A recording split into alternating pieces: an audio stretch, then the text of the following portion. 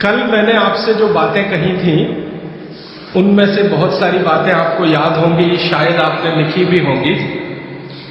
मुझे कल एक जानकारी दी बाबूजी ने, वो जानकारी आप सब तक पहुंचे, ये मेरी उनसे विनती है। उन्होंने जानकारी दी कि एक बार वो टीवीएस ग्रुप है ना, टीवीएस जो यहाँ का चेन्नई का सबसे बड़ा ग्रुप है और शायद भारत के सबसे बड़े ग्रुप में उनकी गिनती है, उनके घर वो भोजन करने गए थे। तो जरा बताएं। सभी भाई बहनों को नमस्कार। आज से करीब 28-30 साल पहले जब प्रभावती देवी ट्रस्ट में प्रभावती जयप्रकाश का विन्यास हुआ था, तो टीवीएस की मलकाइन इसकी ट्रस्टी बनी थी और पहला मीटिंग उन्हीं के घर में हुआ था, जिसमें रामनाथ गोयनका, एम रामस्वामी और महालिंगम, जितने भी यहाँ के लुमिनरीज थे, सभी हमारे ट्रस्टी हैं इस संस्था के। तो उन्हीं के घर में पहली मीटिंग हुई थी। तो हम लोगों को खाने पर निमंत्रण भी था, तो खाए तो मैंने कहा ये दाल बहुत स्वादिष्ट है, जिसके बारे में उन्होंने कहा था कल। तो कहा कि इसको ये कैसे किए हैं, तो बोले और देखिए चूल्हे के ऊपर में तो मिट्टी का बर्तन था, तो उनके घर में मिट्टी का। मैंने कहा कि तो गैस बहुत खर्चा होता होगा। बोला हाँ गैस खर्चा होता है, लेकिन उसके परवाह नहीं, खाने में स्वाद आता है, यह है वह है। बल उनके पास बायोगैस भी लगी हुई थी बाहर में, अभी भी है।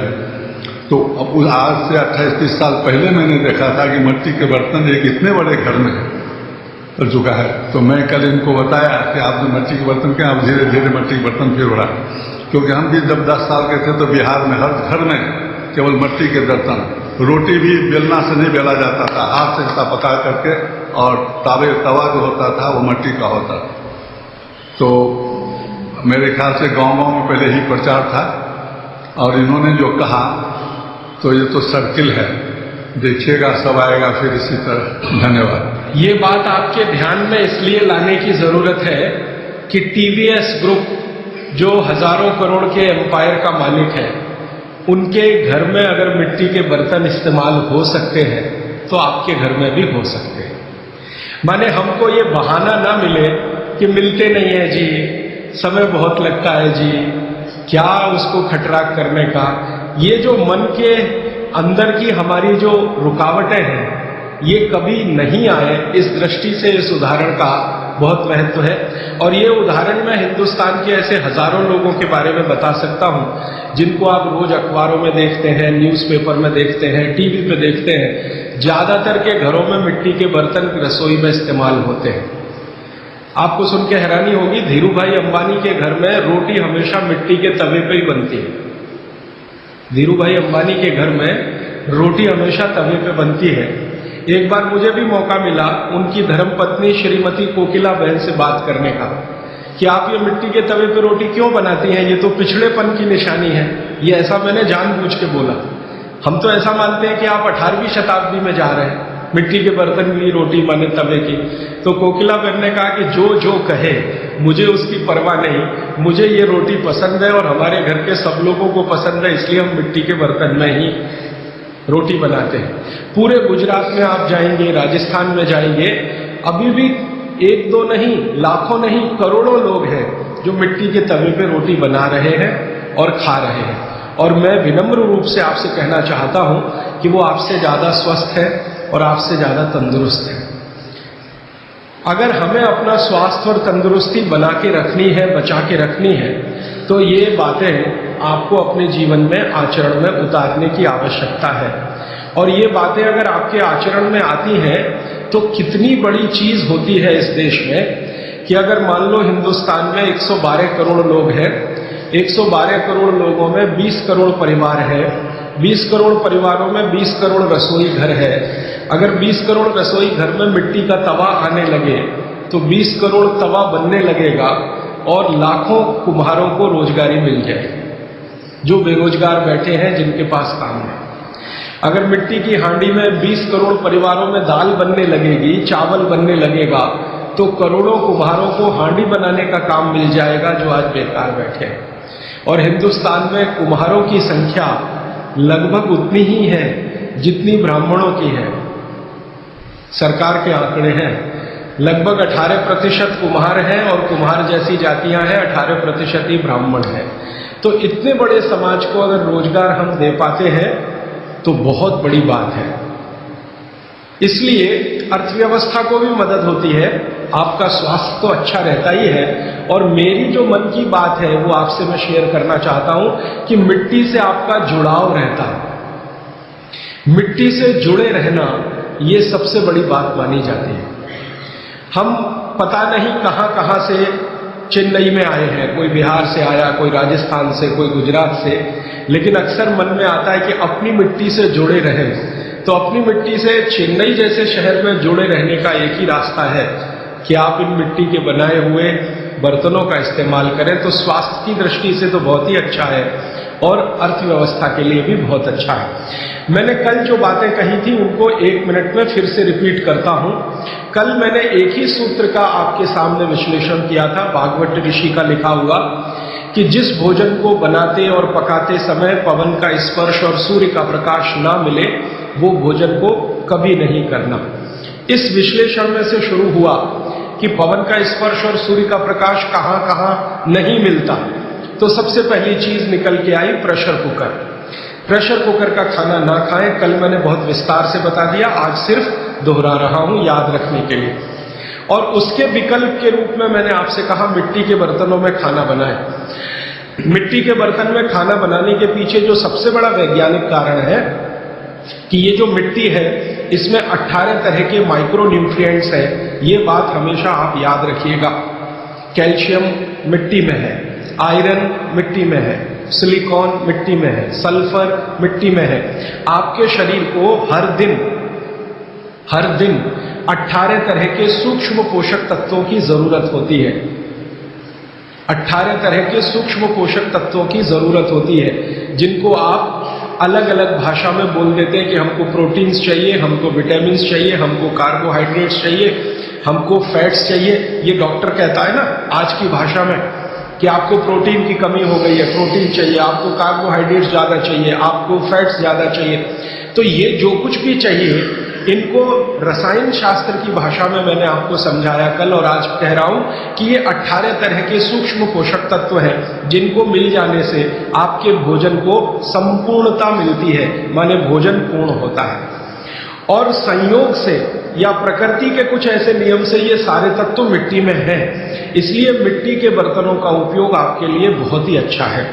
दूसरा मैंने आपको कारण बताया था विज्ञान का, जिस वस्तु को खेत में, कृषि भूमि में पकने में जितना ज्यादा समय लगता है, रसोई घर में भी उसको ज्यादा समय में ही पकाना चाहिए।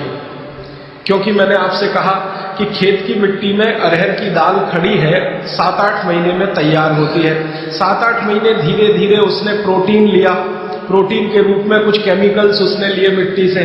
ये 7-8 महीने तक लेते रहे अरहर की दाल के दाने, उसकी जड़ों की मदद से, तने की मदद से। अब वो दाल तैयार हुई है तो उसको पकाने में भी समय लगना चाहिए।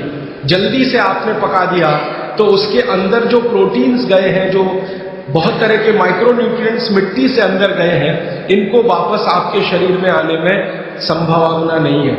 वो टूटेंगे तो आपके लिए उपयोगी उतने नहीं होंगे। मैंने आपसे कहा कि प्रेशर कुकर में वाष्प का दबाव इतना ज्यादा होता है कि दाने टूटते हैं, पकते नहीं है, वो टूटते हैं। और टूटे हुए दाने, गर्म पानी है नीचे से, वो आपको ऐसा लगने लगता है कि वो पक गए हैं। वो पके नहीं है, वास्तव में वो सॉफ्ट हो गए हैं, मुलायम हो गए हैं। पकने से मतलब मैंने आपको बताया था कि उसके अंदर जो कुछ भी प्रकृति ने दी है पोषकता, वो आपको मिलने की स्थिति में आ गई या नहीं, तब हम उसको कहते हैं कि ये पक गया है। चाहे वो गेहूं का दाना हो, चाहे अरहर का दाना हो या तुअर का।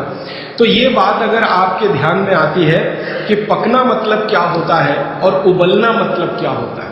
एक शब्द है उबलना।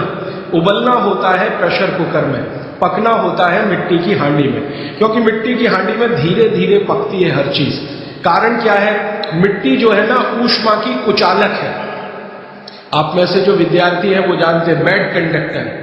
ऊष्मा की कुचालक है, माने मिट्टी को कोई चीज जल्दी ऊष्मा के रूप में मिलेगी नहीं, धीरे ही धीरे मिलेगी।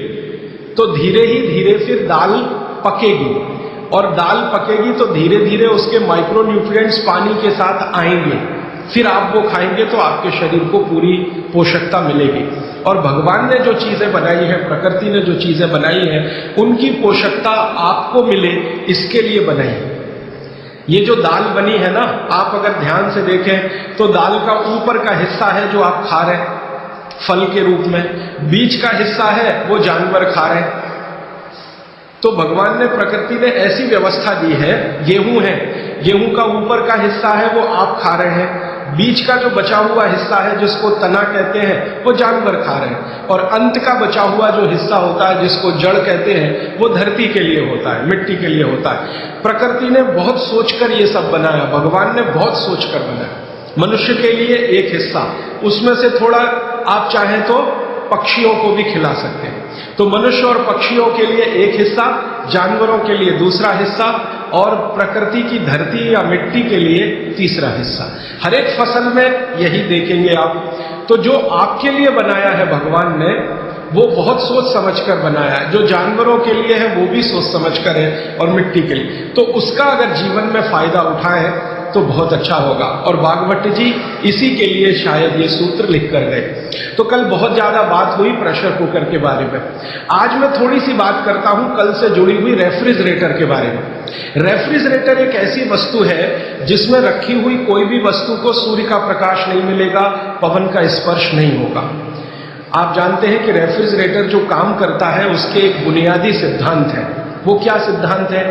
आपके रूम का जो टेम्परेचर है, आपके कमरे का जो तापमान है, उससे नीचे का तापमान वो पैदा करेगा। अब ये प्रकृति की मदद से नहीं हो सकता, क्योंकि प्रकृति की मदद से तो आपका रूम टेम्परेचर 30 डिग्री, 35 डिग्री या 22 डिग्री, 25 डिग्री है। तो प्रकृति के विरुद्ध जाकर उसको काम करना पड़ेगा, तो उसके लिए कुछ एक्स्ट्रा एफर्ट्स लगेंगे। तो ऐसी गैस रसायन शास्त्र में जो तापमान को कम करने में काम में आती हैं, उन गैसों का इस्तेमाल रेफ्रिजरेटर करेगा। और एक दो नहीं, ऐसी 12 गैसों का इस्तेमाल रेफ्रिजरेटर करता है, जिनको विज्ञान की भाषा में CFCs कहते हैं, क्लोरोफ्लोरोकार्बन्स, जिसमें क्लोरीन भी है, फ्लोरीन भी है और कार्बन डाइऑक्साइड। अगर आप रसायन शास्त्र की डिक्शनरी निकाल कर देखें, आप में से जिन्होंने पढ़ा है केमिस्ट्री उनके लिए तो आसान है, जिन्होंने नहीं पढ़ा वो डिक्शनरी निकाल कर देखें। क्लोरीन, क्लोरीन के सामने लिखा हुआ है जहर। सीधे डिक्शनरी देखें, टेक्स्ट की बात नहीं कर रहा हूं, एक डिक्शनरी खरीद लें केमिस्ट्री की और क्लोरीन शब्द देखें तो सामने ही लिखा हुआ है जहर। और फिर फ्लोरीन देखें तो अत्यंत जहर, और कार्बन डाइऑक्साइड तो जहर का बाप। आप जानते हैं कि शरीर का ये जो श्वासोश्वास की क्रिया है, प्राणायाम जिसको आप कहते हैं, इसमें आप हमेशा कार्बन डाइऑक्साइड छोड़ते हैं। ये क्यों छोड़ते हैं? रख लीजिए इसको अंदर। अगर इससे